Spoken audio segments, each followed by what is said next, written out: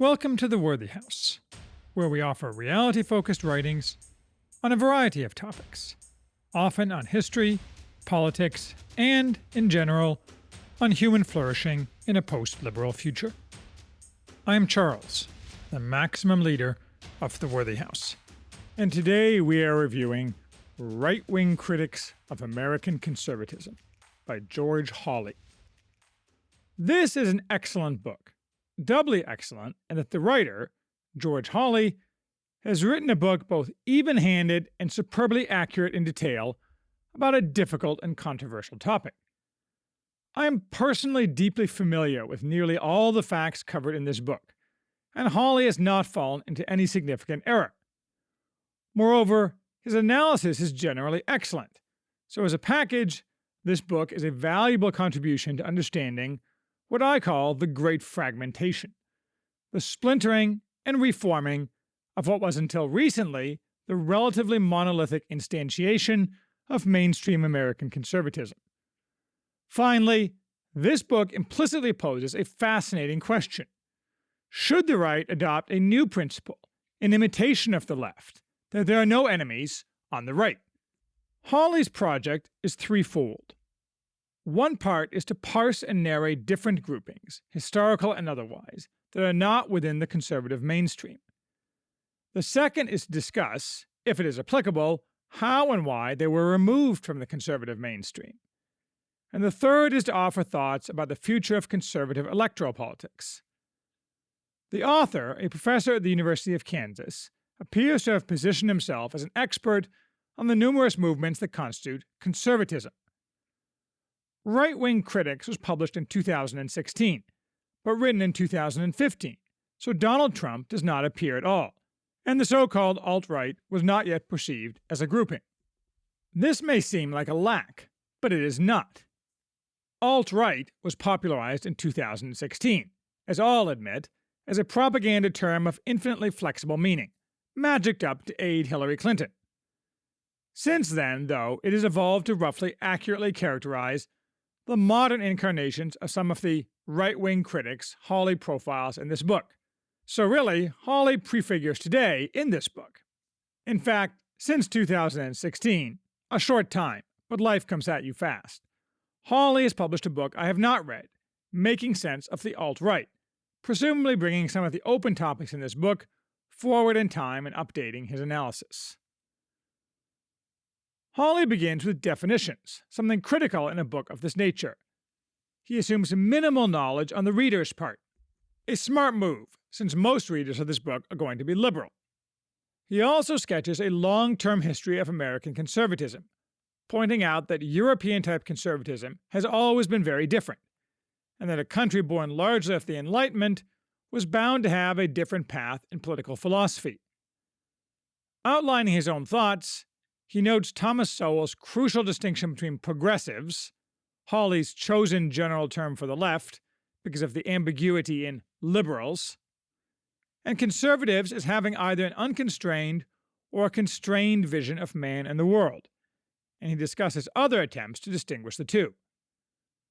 The author settles on the political left will be defined as containing all ideological movements that consider universal equality the highest political value. He explains why at length, but I think this is an excellent definition. Critically for some thoughts of mine below, the left may disagree on methods and speed, but all elements share that ultimate goal.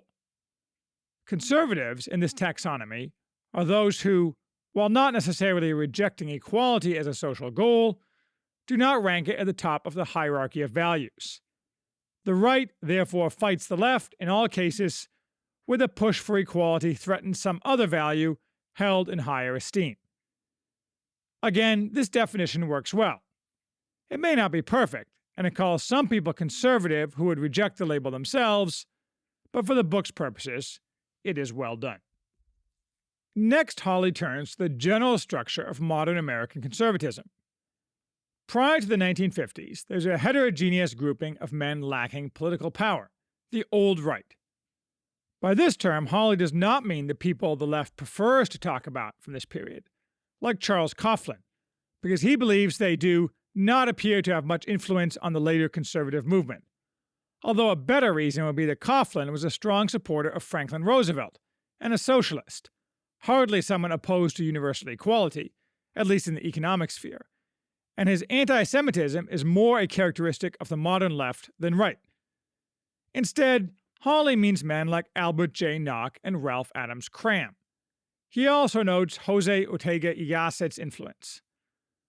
But around 1950, several people of crucial later importance to the conservative movement began writing, notably Richard Weaver, who wrote the extremely influential Ideas Have Consequences in 1948, Russell Kirk, who published The Conservative Mind in 1953, and William Buckley, who published God and Man at Yale in 1951.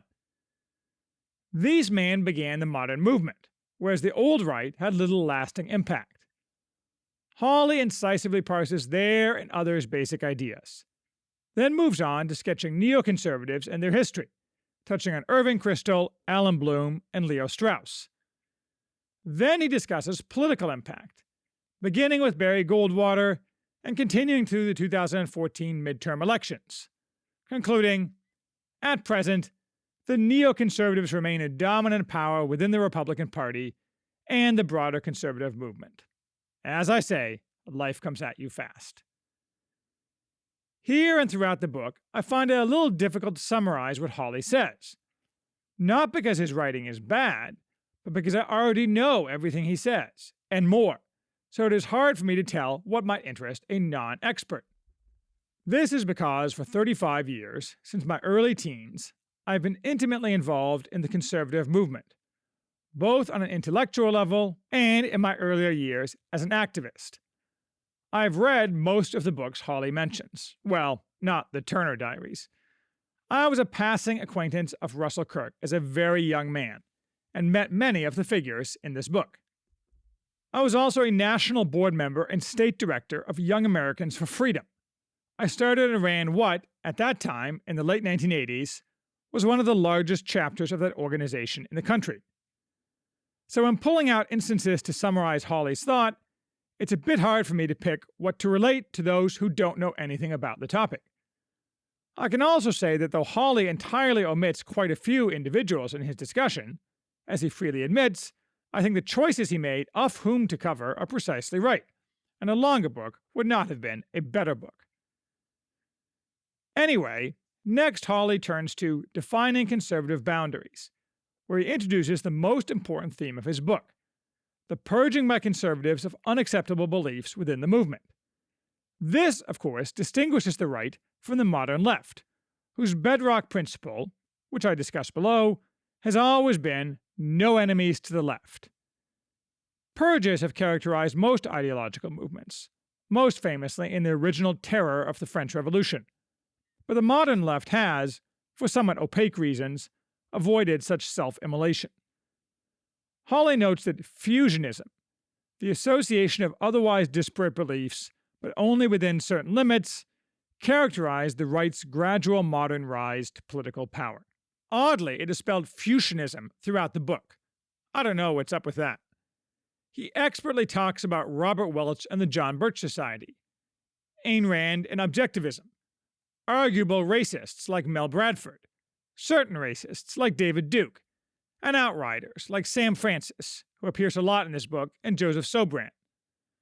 In all these purges, the key element was William Buckley, who acted as judge, jury, and executioner from his perch atop National Review. As to more recent times, Hawley covers Pat Buchanan, the 2003 attack by neoconservatives on unpatriotic conservatives who opposed the Iraq War, and the purging of individuals such as John Derbyshire, although today's purges of individual writers are less complete and final in these internet days. All this is excellent, and while I might have small quibbles, Hawley's basic points and analysis are completely sound. Hawley also addresses why conservative leaders felt it necessary to conduct these purges. This is often debated, with some believing it was to curry favor with the socially dominant, and others believing it was necessary for conservatives to maintain any political influence and avoid marginalization. I tend to favor the former explanation, which still holds true today, since who is in society's inner ring, in the C.S. Lewis sense, is determined by the left, and has been since the 1920s. Hawley notes Lionel Trilling's famous dismissal of conservatism as lacking any intellectual basis, and Buckley and his lineal successors have always lived in big cities where the social scene is dictated by the left. Since nobody likes to be an outcast pariah, spat on by those one regards as one's peers, the left has always been able to dictate the limits of acceptability.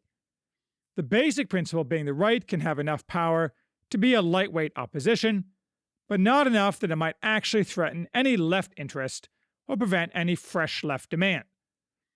Hawley favors the latter explanation. The purges were necessary to avoid being marginalized, to attract those moderately to the left of the mainstream right. But that answer is begging the question, since we never found out whether conservatives would have had more influence had they not continually purged their movement. I think there is another explanation, too. The haughty moral sense that tends to characterize many conservatives is fed by deciding that some people are too immoral to be one's compatriots, and the left, on the other hand, has almost no moral sense that dictates they do anything other than fulfill their desires, so the morality of compatriots is by definition irrelevant to the left. From this history, Hawley turns to right-wing critics of conservatism relevant today who are generally acknowledged to still be part of the conservative movement. The group first up is localists, a disparate term that includes Southern agrarians, Wendell Berry, Robert Nisbet, Christopher Lasch, Wilhelm Röpke, E.F. Schumacher, and more recently, Rod Dreher. Naturally, these men had many differences. What links them is a focus on the alienating effects of modern life, and a focus on decentralization, which generally implies hostility to strong central government and the militarized state, and a fondness for rural and small-town life, or at least their virtues. They also tend to be hostile to crony capitalism and giant corporations in general, and in some cases are associated with the left to a degree for that reason. Though in Hawley's taxonomy they are clearly right, since equality is not the highest goal for any of them. After a brief chapter on atheist conservatives, ranging from George Will to Charles Krauthammer, and their sometimes tense relationship with the usually religious, or at least pseudo-religious, broader conservative movement, Hawley turns to libertarians, noting that among the challenges conservatism has always faced is how to find the correct balance between liberty and order. He covers mainstream libertarians first: Milton Friedman, the Mont Pelerin Society, the Koch brothers and their funding of libertarians, the Cato Institute and Reason magazine, Ron and Rand Paul, Young Americans for Freedom, and the Tea Party, with a conclusion, as to the last, that it is a mainstream conservative movement and therefore not a focus of this book. Then he covers less mainstream libertarians, more aggressively opposed to the state: Robert Nozick, Murray Rothbard, Hans Hermann Hoppe, and Lew Rockwell, thought that shades in the direction of right-wing anarchism. He also covers the relationship of Austrian economics to libertarians and organizations such as the Libertarian Party and the Ludwig von Mises Institute. Again, both history and current influence are skillfully and accurately described.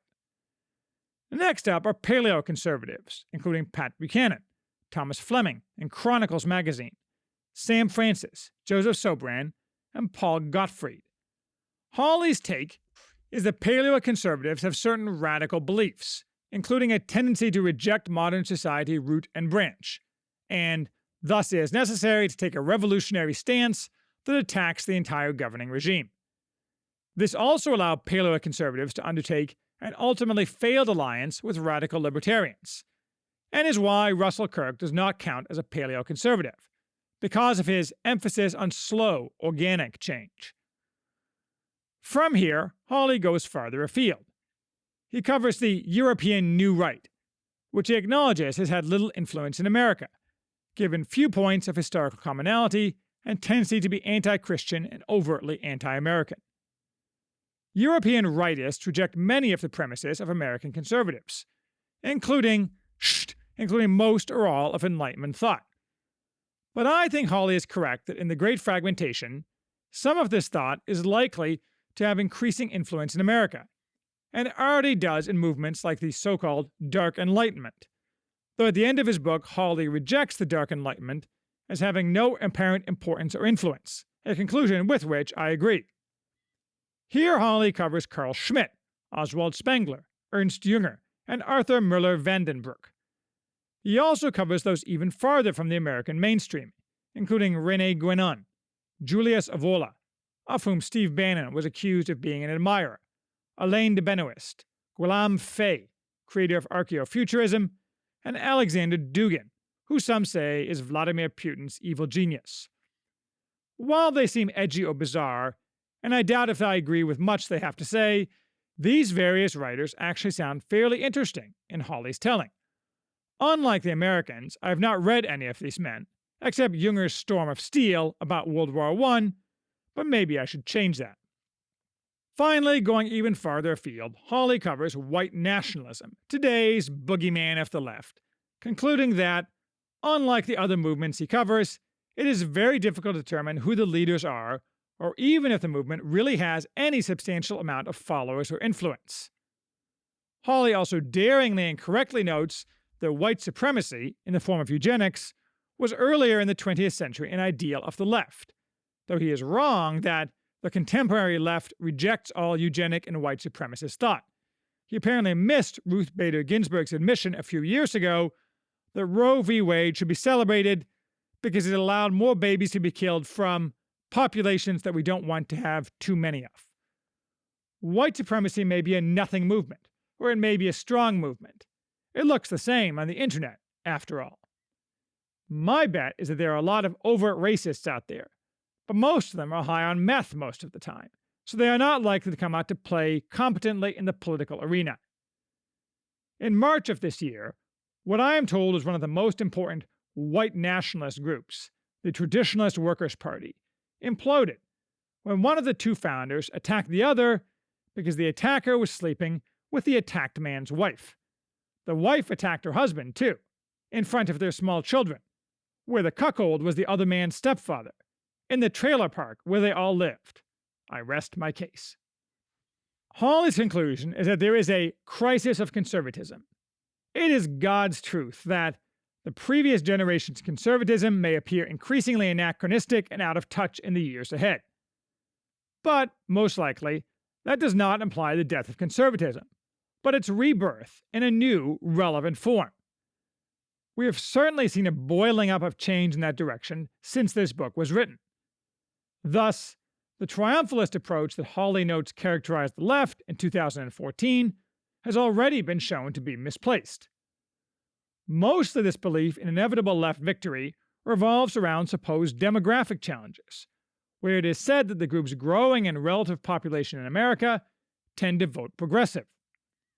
Hawley somewhat elides the distinction between conservative intellectual thought and conservative electoral politics, though obviously the two are closely related. For this, Hawley relies heavily, to the extent he relies on a particular source, on the 2002 book by John Judas and Rui Teixeira, The Emerging Democratic Majority. What he could not have known was that in September 2017, Judas announced, "I was wrong." Hawley also ignores that conservatives, or at least Republicans, are utterly dominant and increasingly so at the state level, and the Democratic power is more and more concentrated in tiny geographic areas with dense populations. Nor are his predictions accurate. I argue that moderate and mainstream libertarianism is the right-wing ideology most likely to enjoy greater influence in the coming decades. But predictions are hard, and Hawley is careful not to make many, a wise choice. Still, that is electoral politics, and politics is downstream of culture and ideas. Hawley is correct that, in America, liberty is the value that competes with equality for ideological dominance. Or he is right that conflict characterized the past. Part of determining the future is whether this conflict will continue to be the defining conflict, or something new, such as the conflict of equality with, say, more traditional, confining, and hierarchical ideas. If liberty, in its atomizing Enlightenment sense, has reached its logical end of forced equality that consists of complete autonomy in all approved areas being enforced by the Leviathan state against all individuals and actions that might limit liberty, Rissard Legutko's coercion to freedom. Hidden behind this point of the historical competition of liberty and equality in America, Hawley hints at the crucial hinge for his analysis. All the conservatives profiled here, both those exiled to the outer darkness and those who putatively gained political power, have merely fought Tolkien's long defeat, except for a few policies, really neoliberal policies, not conservative policies, that have achieved permanent status. Tax rates, perhaps, and free trade. If, as a conservative, one realizes that the wheel of time has turned, and that a century of failure is, after all, a century of failure, it is the moment to try something new. Hawley does a good job, too, on avoiding loaded language. I have little doubt that Hawley himself is liberal, but it's not evident from his writing. He completely avoids loaded terms usually found in progressive descriptions of conservative thought, such as backlash and nostalgia. Oh, sure, there are occasional missteps. The odious hate group, the Southern Poverty Law Center, is more than once cited as an objective source, rather than as what it now is, a far-left propaganda machine wholly dedicated to the destruction of political opponents of any stripe, and directly responsible for inciting numerous attempted murders of conservatives. Hawley probably overrates the importance of National Review today. When that magazine purges someone, such as Ann Coulter, nobody notices or cares. Nor do I claim to know what, if any, kind of right-wing ideological movement will fill the void if National Review-style conservatism loses its credibility and influence. Well, it lost that credibility and influence some time ago. But in any case, we now have a preliminary answer to that question, thanks to Donald Trump. And for some reason, Hawley just can't spell names. It's Charles C.W. Cook, not Cook. R. Emmett Terrell, not Emmett. Small beans, though, and correctable in the next edition. So this is an excellent book, well worth reading for anyone interested in these topics. Beyond what Hawley says, though, I want to address a topic that is implicit here, but never discussed. Why is it that an absolute core principle of the left is that there are no enemies to the left, whereas the opposite principle characterizes the American right, which is the entire point of Hawley's book? The right adheres to a purity standard, moreover, which changes constantly, to move always left. The final leg of this bizarre triangle is that this evolving purity standard, while enforced by the right, is largely dictated by the left. For example, you can see this process today in the attempts to require that opposition to the homosexual agenda be viewed the same as racism, including opposition that 5 years ago was the universal position of the mainstream left. Already, many conservatives, including all prominent coastal conservatives, Jonah Goldberg comes to mind, and those with any large public platform, have toed the line and agree that, say, acceptance and celebration of same-sex marriage is, indeed, a new part of the purity test on the right. But specific issues are not my point.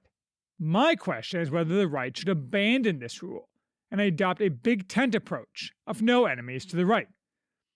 Not only would this increase the right's reach and power, it would also eliminate a crippling energy drain not found on the left, as well as destroy a tool that the left uses to beat the right and to change the topic whenever traction is being gained in some criticism of the left.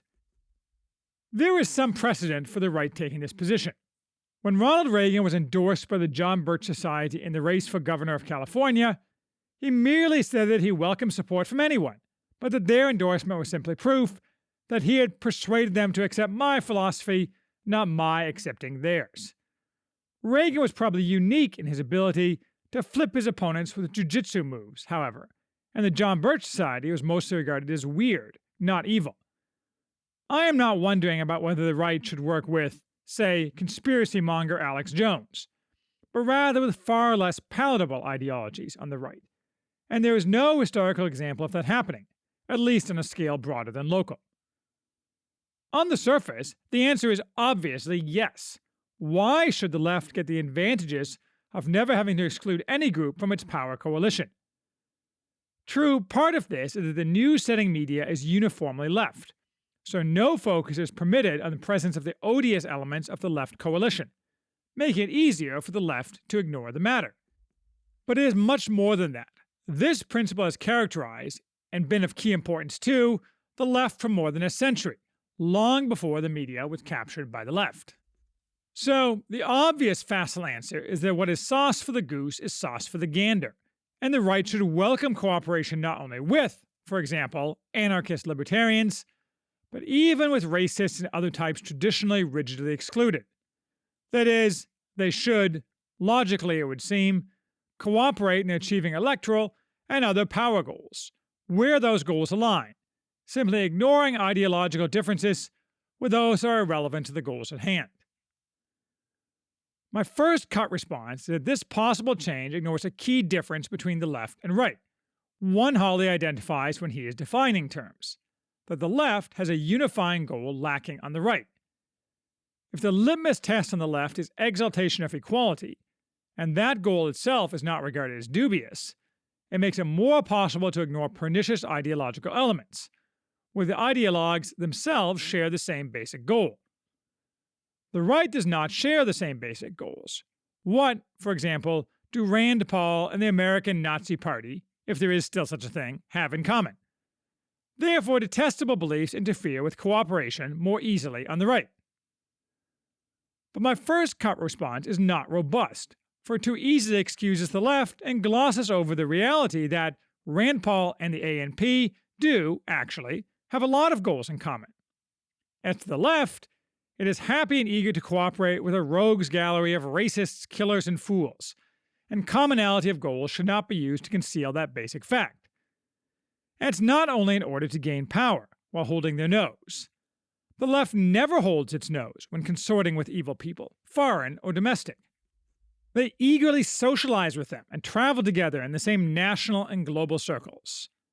Let's take, for example, admitted terrorist Bill Ayers, a man whose ideology on the left is objectively at the same relative position on the political spectrum as, on the right, David Duke, combined with the practice of a less competent Timothy McVeigh. Ayers would die in ignominy and poverty, probably in prison, if he was, in fact, on the right.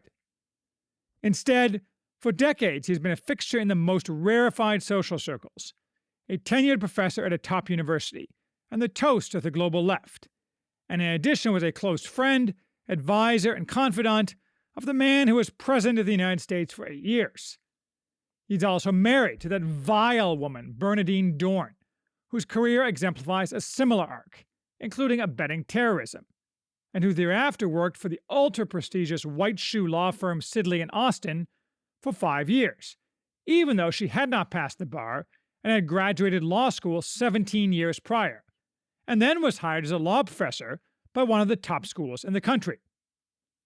True, Ayers wants equality, like all on the left.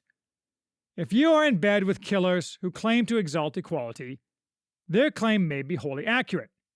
It probably is. But they are still killers and should suffer the pertinent Mosaic punishment. And whatever their declared goals, in practice, killers is primarily what the left offers. Communism alone has killed 100 million people, and communists, specifically, are openly welcomed not only by the left, but by the Democratic Party. Moreover, it's not just historical killing or theoretical killing. In recent months, the left has been only too happy to endorse fresh violence, while the right rejects it and will continue to, until it doesn't.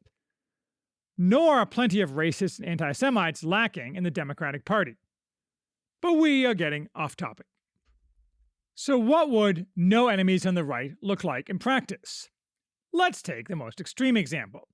Let's imagine the American Nazi Party was not a bunch of clowns and had significant, if minor, political power, such as 2% of the national vote, more in some geographic areas.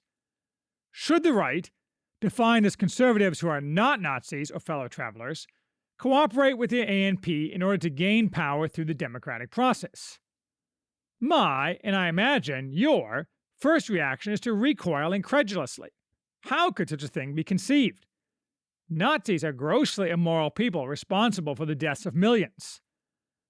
But is that just conditioning of 70 years of purges within the right, combined with barrages of propaganda from the left? Related to this is the successful left propaganda demand that all conservatives permitted to engage in public discourse abase themselves with continual preemptive apologies if anything they are saying is connected in any way, or can be falsely connected in any way, to identifiable past bad behavior of the right, while the left never apologizes for anything, preemptively or otherwise. Communists and people like Bill Ayers are grossly immoral people responsible for the deaths of millions, and nobody finds it incredible that they are active participants, as communists, in all organizations of the left and in the Democratic Party. Still, if I were working in electoral politics, I would not want to share the same political or physical space with the ANP. Why the right should feel that way, and the left not in an exactly equivalent situation, is unclear to me, and there's the rub. The undeniable reality is that Rand Paul and the ANP do have a tremendous amount in common, as far as political goals. According to Paul's official website today, listing his priorities, we should cut government spending, eliminate NSA spying, cut taxes, impose term limits, audit the Fed, cut regulation, cut immigration, harvest energy, kill Obamacare, and require that only Congress can declare war. I'd be surprised if the American Nazis couldn't get behind all of those. And let's not forget that Rand Paul in the past opposed the Civil Rights Act of 1964 as an infringement on individual rights, though he walked that back. I guarantee that Rand Paul isn't racist, but that doesn't change that the Nazis don't like the Civil Rights Act either. My point is that if one is purely working for political goals, and not instead looking to impose one's moral views or feel morally superior, it's pretty clear that the Nazis and Rand Paul, or pretty much any Republican, could, and tactically should, work closely together, just as the Democratic Party works with communists, democratic socialists, and other people equally morally foul as Nazis, or more so. Certainly Donald Trump has meandered in this direction. Whether by happenstance or plan, I am not sure. Now, you can't always ignore big differences in ideology forever. They come to the fore in the normal course of things. But perhaps, as I say, the key is that the different elements of the right don't share a common goal like equality, so there cannot be overmuch cooperation. That is, though they may share some immediate political goals, maybe this lack of a unifying Uber principle means conservatives, except for the brief minor successes of fusionism, can't allow too big a tent, or they will be unable to pull in harness. Unlike the left, which can perch equality before all comers like a rabbit is placed before a racing greyhound, and figure they can worry about purging each other after they gain complete power. Or, alternatively or also, it's that the right has standards and morals, viewing virtue as a political necessity, and the left is only interested in power to achieve its goal of equality, leaving aside that the end state of that goal is, more or less, East Germany. It is not clear there is even an end state for the right. Hawley cites Arthur Merler Vandenbroek to the effect that conservatives must recognize that they must win and re-win their battles every generation, though he also believed, also correctly, that conservatism had the advantage of being congruent with nature, whereas revolutions have eternity against them. Whatever the exact impact of such a change, my prediction is that this is the future, and from the crumbling of the Republican Party will rise a quite different Big Tent conservative party, from which the neoconservatives have fled to the Democrats, as most already have. By Bill Kristol, that party will receive the unalloyed scorn of those who command the social and business heights, and the conflict will, therefore, burst the channels that confine political discourse for the past 70 years. Purges on the basis of ideology will largely become a thing of the past on the right, and I predict the result will be more power accruing to the right, and a lot more people participating on the right who have traditionally been viewed as unpleasant. I'm not sure if that's good or bad. Probably it's mostly good, if the goals of conservatives are accomplished and cemented, and the left permanently broken on the wheel. But at least, it'll be different.